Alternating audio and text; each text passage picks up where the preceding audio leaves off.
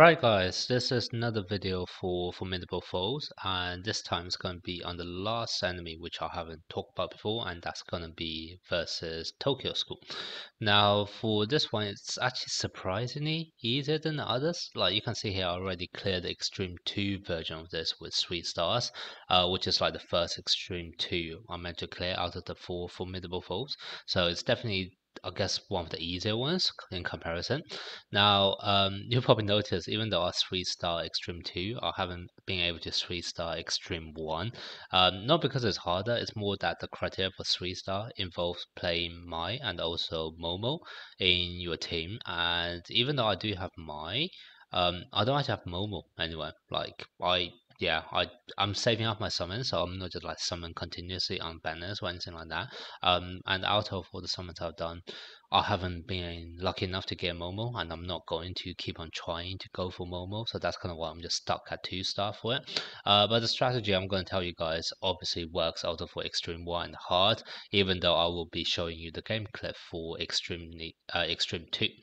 Okay, so now the team that you want to use is going to be something that looks like this, basically 2 buffers, Toge and also Gojo. Now the last slot you will never be able to use, you won't be using it because you want to 3-star clear the missions, right? So you can ignore whatever's here.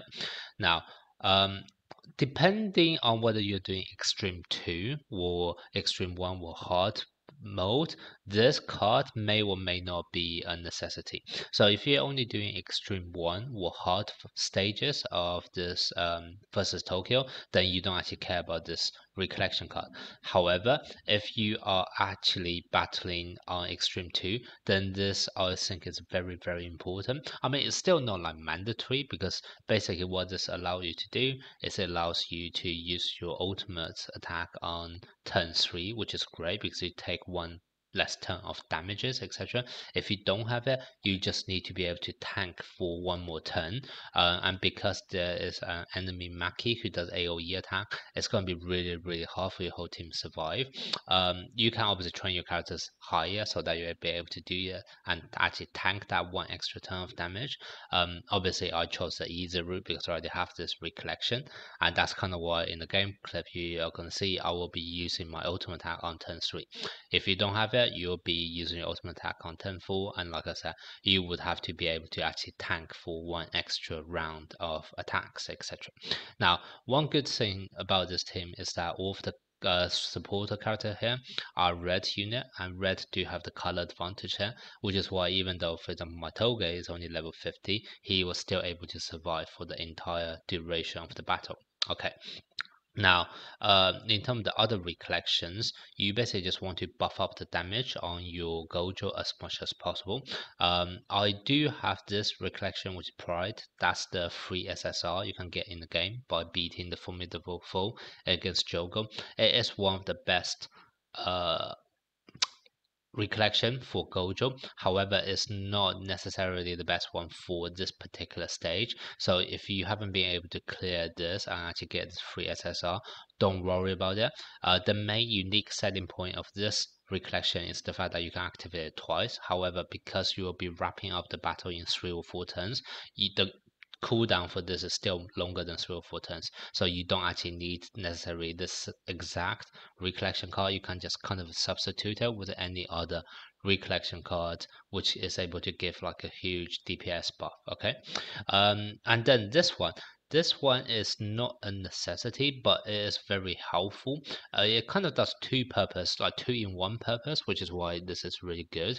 Basically, what you can notice is that at base level, what it's able to do is reduce the damage taken for 1 turn, and obviously because we're trying to tank enemy attacks, that's very good. But obviously it's no necessity because you could just level up your character to be stronger in order to tank enemy attacks.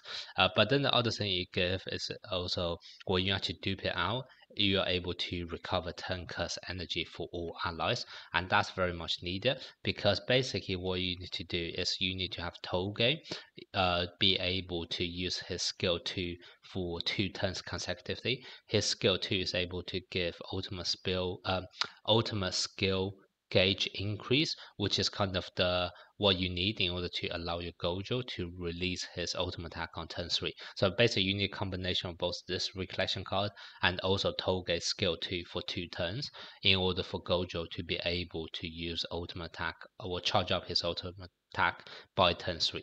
So that's kind of why it's very important. And in order for Toge to use it for 2 turns consecutively, he would need a plus 20 in terms of curse energy, because you start off the battle with only 30, and then in the second turn you have gained naturally plus 10, but you are still short of the 60 curse energy in total in order to use his skill 2 twice in a row.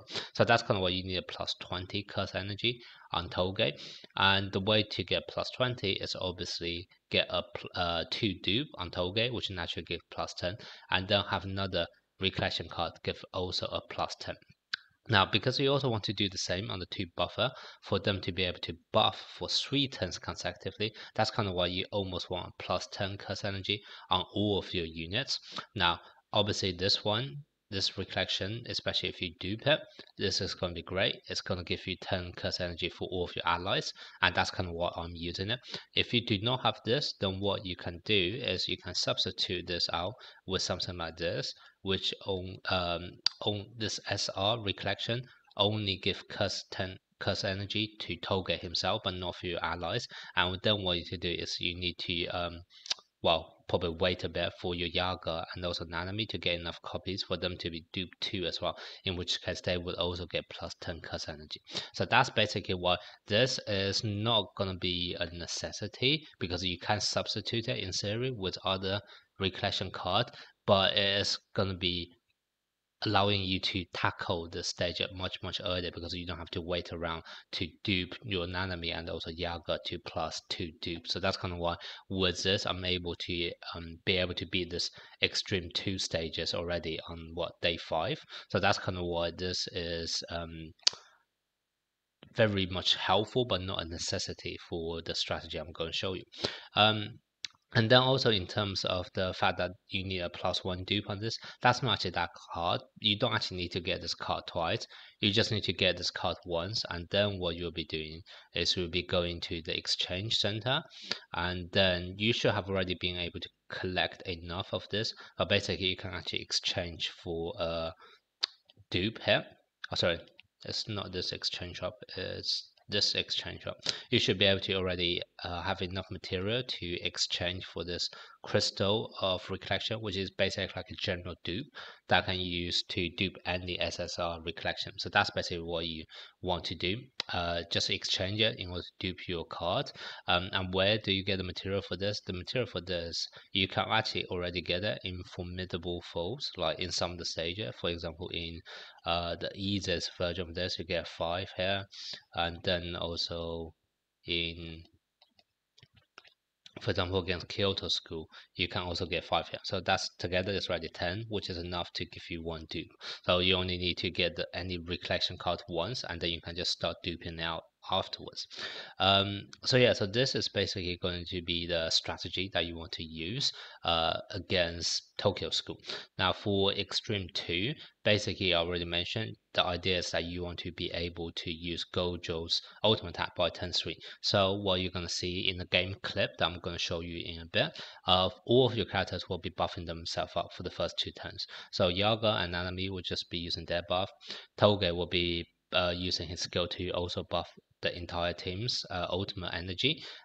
Gojo is going to use a buff to increase his own damage, and because that buff lasts for 3 turns, it's very good because you could just be buffing himself for the first 2 turns, and then on turn 3, when Gojo's ultimate attack is actually ready, he will be have on himself 3 turn worth of buff from both Yaga and also Nanami, and also 2 turn worth of buff from himself from the first 2 turns. So you can already imagine how much crazy buff he's gonna have. Then plus the buff from this recollection on himself and also this recollection, and that's basically what you'll see later on in my clip, how I'm able to like one shot off the enemy on turn 3 just with a single ultimate attack.